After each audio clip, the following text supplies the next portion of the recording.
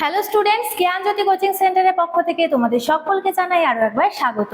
তো আজকে আমি তোমাদের সঙ্গে যে বিষয় নিয়ে আলোচনা করব সেটা হচ্ছে কি, দেখে নাও, বৌদ্ধ ও জৈন দর্শনের প্রধান নীতি সমূহ নিয়ে। তো এই বিষয় নিয়ে কিন্তু তোমাদের সঙ্গে আজকে বিস্তারিতভাবে আলোচনা করব এবং আলোচনা শুরু করার আগে তোমাদের ছোট্ট একটি ইনফরমেশন দিয়ে রাখি। দেখো এখানে কি রয়েছে, এখানে কিন্তু তোমাদের কোর্স ডিটেলস দেওয়া রয়েছে।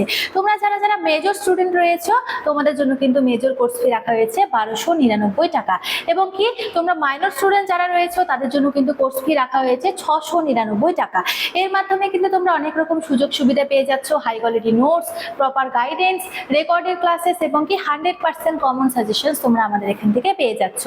তোমরা যদি আমাদের সঙ্গে যুক্ত হতে চাও তাহলে দেখো এখানে দুটো নাম্বার দেওয়া রয়েছে, এই দুটি নাম্বারের মধ্যে যে কোনো একটি নাম্বারের সঙ্গে যোগাযোগ করে তোমরা কিন্তু আমাদের সঙ্গে যুক্ত হয়ে যেতে পারো। তো চলো দেরি না করে আলোচনা শুরু করছি। দেখো প্রথমে যে বিষয়টি দেওয়া রয়েছে সেটা হচ্ছে কি, বৌদ্ধ দর্শনের মূল ভিত্তি কি।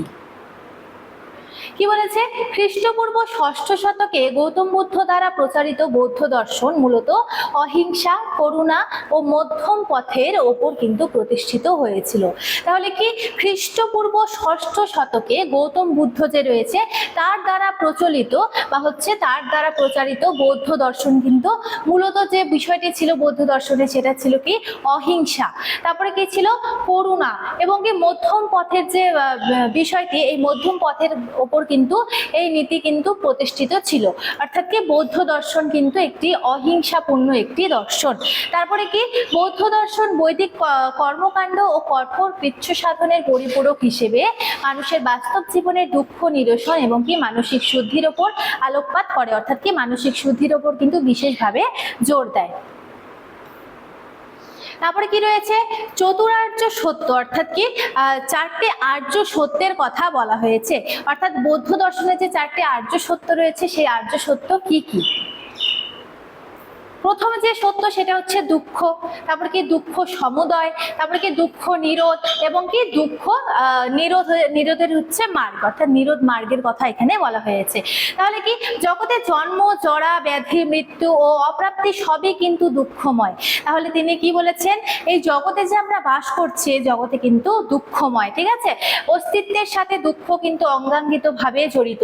তাহলে এই যে চারটি আর্য সত্য তার মধ্যে প্রধান সত্য হচ্ছে এই জীবন বা জগৎ হচ্ছে কি দুঃখময়। তারপরে কি দুঃখ সমুদয়, দুঃখের মূল কারণ হলো অবিদ্যা, অর্থাৎ কি অজ্ঞানতা, অবিদ্যাকে কিন্তু দুঃখের মূল কারণ হিসেবে তিনি চিহ্নিত করেছেন। এবং আসক্তি বা অনিয়ন্ত্রিত বস্তুগত তৃষ্ণা হচ্ছে দুঃখের মূল কারণ। তারপরে কি দুঃখ নিরোধ, তৃষ্ণা ও আসক্তি ত্যাগ করার মাধ্যমে দুঃখের চরম অবসান বা শান্তি লাভ সম্ভব। এটাই কিন্তু চারটি আর্য সত্যের মধ্যে বলা হয়েছে। তারপরে কি নিরোধ মার্গ, দুঃখ নিরসনের জন্য বুদ্ধ নির্দেশিত সুনির্দিষ্ট নৈতিক পথ হলো কি অষ্টাঙ্গিক মার্গ। তাহলে কি মানুষের আত্মিক শান্তির জন্য কিন্তু বুদ্ধদেব কিন্তু 8টি মার্গের কথা বলেছেন, যেটাকে কি অষ্টাঙ্গিক মার্গ বলা হয়েছে। তাহলে এর পরে যেটা দেখে নেব সেটা হচ্ছে কি অষ্টাঙ্গিক মার্গ কি। দেখো অষ্টাঙ্গিক মার্গের প্রথমে যে বিষয়টি রয়েছে সেটা হচ্ছে কি সম্যক দৃষ্টি, চতুরার্য সত্য ও জীবনের সত্যরূপ উপলব্ধি করা যাকে বলা হয়েছে। তাহলে কি সম্যক দৃষ্টি মানে হচ্ছে চতুরার্য সত্য, অর্থাৎ সত্য, জীবনের মূল সত্য ও জীবনের সত্যরূপ উপলব্ধি করা। তারপরে কি সম্যক বাক্য, মিথ্যা, কটু বাক্য ও পরনিন্দা ত্যাগ করে সত্য কথা বলতে হবে, ঠিক আছে, এই বিষয়কে কিন্তু সম্যক বাক্য বলা হয়েছে। সম্যক আজীব, অর্থাৎ কি সৎ ও অন্যায় মুক্ত উপায়ে কিন্তু জীবিকা নির্বাহ, অর্থাৎ কি সৎ উপায়ে অন্যায় না করে কি বলেছে এখানে, জীবিকা নির্বাহের কথা কিন্তু বলা হয়েছে। তারপরে কি সম্যক স্মৃতি, কায়া ও মনের ক্ষণস্থায়িত্ব সর্বদা স্মরণ রাখা, একে কিন্তু কি বলা হয়েছে, সম্যক স্মৃতি, অর্থাৎ মনের যে ক্ষণস্থায়িত্ব সেটা কিন্তু সর্বদা স্মরণে রাখতে হবে। তারপর কি সম্যক সংকল্পের কথা বলা হয়েছে, যেমন কি আসক্তি, হিংসা ও বিদ্বেষ মুক্ত সৎ মনোভাব রাখতে হবে। তারপর কি সম্যক আচরণ, অহিংসা ও জীব প্রেমে পূর্ণ সৎকর্ম অনুষ্ঠান যাকে বলা হয়। তারপরে কি সম্যক প্রচেষ্টা, কুকর্ম বর্জন করতে হবে ও সৎ চিন্তা বৃদ্ধিতে কিন্তু চেষ্টা করতে হবে, অর্থাৎ সবসময় কিন্তু সৎ চিন্তা ভাবনা কিন্তু মনের মধ্যে রাখতে হবে, এই বিষয়টি বলেছে। তারপর কি সম্যক সমাধি, চিত্তাগ্রতা ও গভীর ধ্যান চর্চার মাধ্যমে কিন্তু আত্মসংযম করাকে কিন্তু সম্যক সমাধি বলা হয়েছে। সমাধি কিন্তু অষ্টাঙ্গিক মার্গের শেষ পর্যায়। তাহলে কি দেখো, সম্যক দৃষ্টি যেটা রয়েছে, সম্যক দৃষ্টি বলতে কিন্তু দেখো প্রথমে বলা হয়েছে সম্যক দৃষ্টি অষ্টাঙ্গিক মার্গের প্রথম হচ্ছে বিষয়, সম্যক বাক্য, সম্যক আজীব, সম্যক স্মৃতি, তারপরে কি সম্যক সংকল্প, সম্যক আচরণ, সম্যক প্রচেষ্টা এবং কি সম্যক সমাধি, অর্থাৎ সমাধি হচ্ছে শেষ পর্যায়ে অষ্টাঙ্গিক মার্গে। তারপরে দেখো যে বিষয়টি রয়েছে সেটা হচ্ছে কি বৌদ্ধ ত্রিরত্ন ও মূল দার্শনিক মতবাদ। তাহলে বৌদ্ধ ত্রিরত্ন নিয়ে প্রথমে আলোচনা করছি। কি আছে এখানে? বৌদ্ধ ত্রিরত্ন কাকে বলা হয়? বুদ্ধ, ধর্ম এবং সংঘকে কিন্তু একত্রে কি বলা হয়? বৌদ্ধ ত্রিরত্ন বলা হয়। বুদ্ধ অর্থাৎ পরম প্রজ্ঞাপ্রাপ্ত আলোকপ্রাপ্ত সত্তা, ধর্ম অর্থাৎ কি বুদ্ধ কর্তৃক প্রচারিত নৈতিক ও আত্মিক শিক্ষাকে কিন্তু কি বলা হয়েছে? এখানে ধর্ম বলা হয়েছে। তারপর শেষ পর্যায়ে যেটা রয়েছে ত্রিরত্নের সেটা হচ্ছে কি সংঘ, ধর্ম অনুশীলনের ব্রতী সাধক ও ভিক্ষু সম্প্রদায়কে কি বলা হয়েছে? এখানে সংঘ বলা হয়েছে। ঠিক আছে, অর্থাৎ কি একটি দল বলা হয়েছে। তারপর কি অনিত্যবাদ এবং কি অনাত্মবাদ।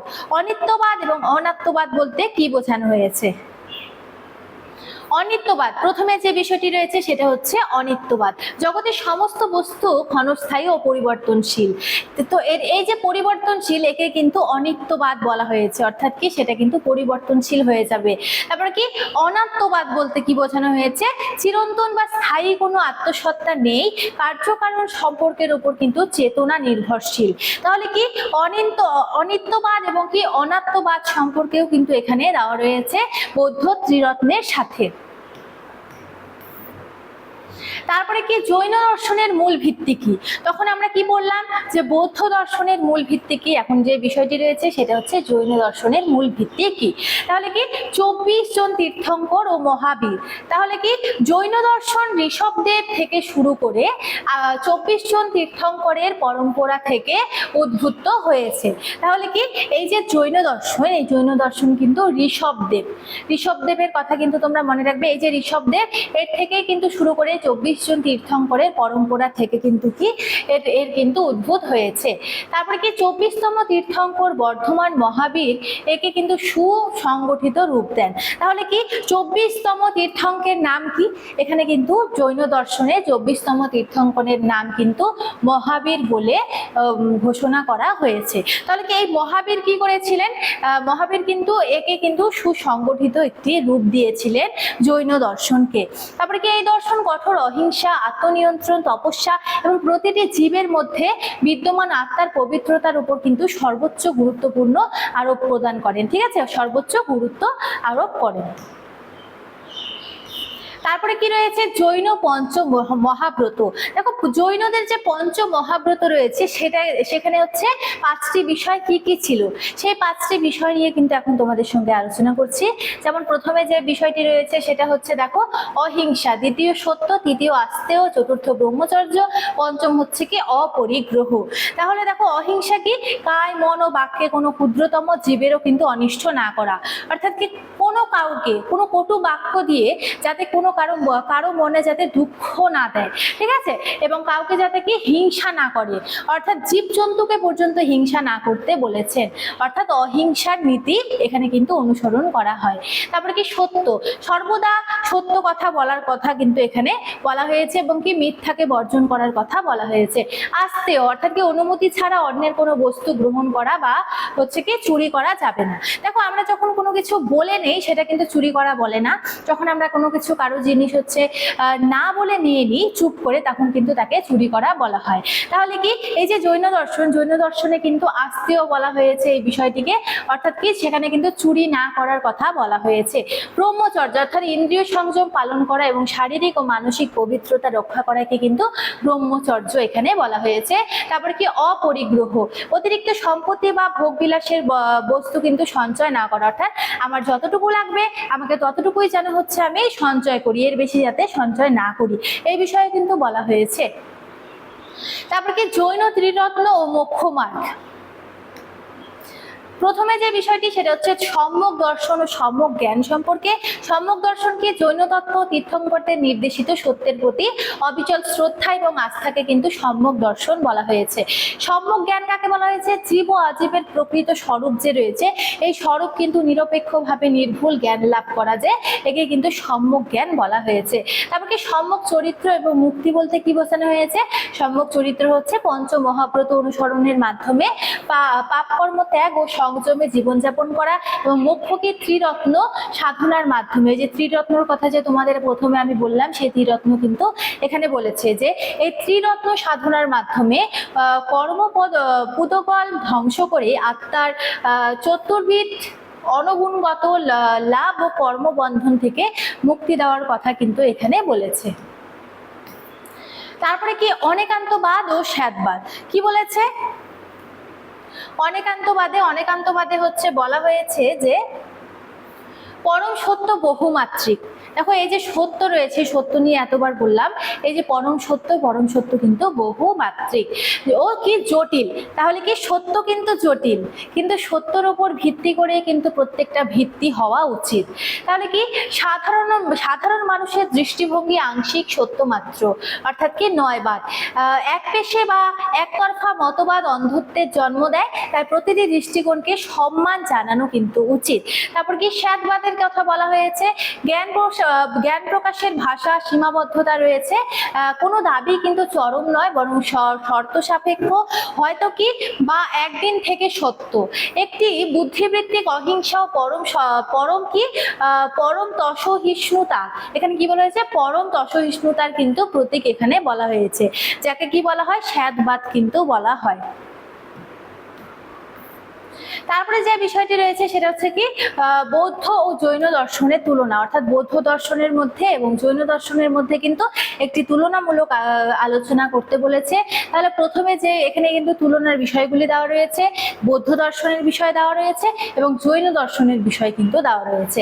তাহলে কি তুলনামূলকভাবে প্রধান প্রবক্তা, বৌদ্ধ দর্শনের প্রধান প্রবক্তা হচ্ছে কি গৌতম বুদ্ধ, এবং জৈন দর্শনের প্রবক্তা কিন্তু বর্ধমান মহাবীর, অর্থাৎ 24তম তীর্থঙ্কর হচ্ছে এই দর্শনের মূল প্রবক্তা, অর্থাৎ প্রধান প্রবক্তা। তারপরে কি আত্মার অস্তিত্ব কিন্তু বৌদ্ধ দর্শনে হচ্ছে অনাত্মবাদ, অর্থাৎ কি স্থায়ী আত্মার ধারণা অস্বীকার করে এখানে। ঠিক আছে, নিত্য আত্মা, অর্থাৎ কি জৈন দর্শনে কিন্তু নিত্য আত্মা, অর্থাৎ প্রতিটি জীবে পৃথক আত্মার অস্তিত্ব মানা হয়। ঠিক আছে, প্রত্যেকটা জীবের মধ্যে কিন্তু আত্মা রয়েছে। এবং কি বৌদ্ধ দর্শন যে রয়েছে, বৌদ্ধ দর্শনে হচ্ছে জীবনচর্যার পথ কি রয়েছে, এখানে কিন্তু অষ্টাঙ্গিক মার্গ, অর্থাৎ বুদ্ধদেব 8টি মার্গের কথা বলেছে, 8টি পথ অনুসরণ করতে বলেছে, যাকে কি অষ্টাঙ্গিক মার্গ বলা হয়। এর দ্বারাই কিন্তু এই পথে কিন্তু শিষ্যরা কিন্তু চলেছিল। এবং কি জৈন দর্শনে হচ্ছে কঠোর তপস্যা করতে বলা হয়েছে, কৃচ্ছ সাধন ও পঞ্চ মহাব্রতর কথা এখানে বলা হয়েছে, যেটা নিয়ে কিন্তু তোমাদের সঙ্গে আমি বিস্তারিতভাবে আলোচনা করেছি। তারপরে কি বৌদ্ধ দর্শনের চরণ লক্ষ্য হচ্ছে কি নির্বাণ লাভ করা, অর্থাৎ কি তৃষ্ণা ও দুঃখের চিরন্তন অবসান ঘটানো। এবং জৈন দর্শনের মূল বিষয়টি কি? মূল লক্ষ্য হচ্ছে মোক্ষ লাভ করা, কর্মবন্ধন থেকে আত্মার পূর্ণ স্বাধীনতা লাভ করা। ঠিক আছে, তারপরে কি রয়েছে? সামাজিক ও আত্মিক প্রভাব। তাহলে কি এই যে জৈন দর্শন সমাজের প্রতি কি কি হচ্ছে প্রভাব ফেলে, বা সমাজ বা আত্মিকের প্রতি কি কি প্রভাব ফেলে, এই বিষয় নিয়ে আলোচনা করব। দেখো এই যে উভয় দর্শনে কিন্তু, অর্থাৎ বৌদ্ধ দর্শন এবং জৈন দর্শন উভয় দর্শনে কিন্তু বৈদিক আনুষ্ঠানিকতা ও বর্ণপ্রথার বিরুদ্ধে প্রতিবাদ জানিয়েছিলেন। বুদ্ধদেবও কিন্তু প্রতিবাদ জানিয়েছিলেন, এবং কি মহাবীরও কিন্তু প্রতিবাদ জানিয়েছিলেন কিসের প্রতি? বর্ণপ্রথার বিরুদ্ধে প্রতিবাদ জানিয়েছিলেন। মানুষের নৈতিক চরিত্র গঠন, অহিংসা, করুণা ও আত্মিক মুক্তির পথকে কিন্তু অগ্রাধিকার দিয়েছিল এই দুটি দর্শনই। তারপর কি প্রাচীন ভারতে সামাজিক চেতনা, শিল্পকলা এবং পরম সহিষ্ণুতার সংস্কৃতি গড়ে তুলতে এই দুই দর্শন কিন্তু যুগান্তকারী ভূমিকা পালন করে থাকে। ঠিক আছে, তো আজকে যে আমি আলোচনা করলাম তোমাদের সঙ্গে বৌদ্ধ দর্শন এবং কি জৈন দর্শনের মধ্যে তুলনামূলক আলোচনা, এই বিষয়ে কিন্তু আমার আলোচনা এতটুকুনি ছিল।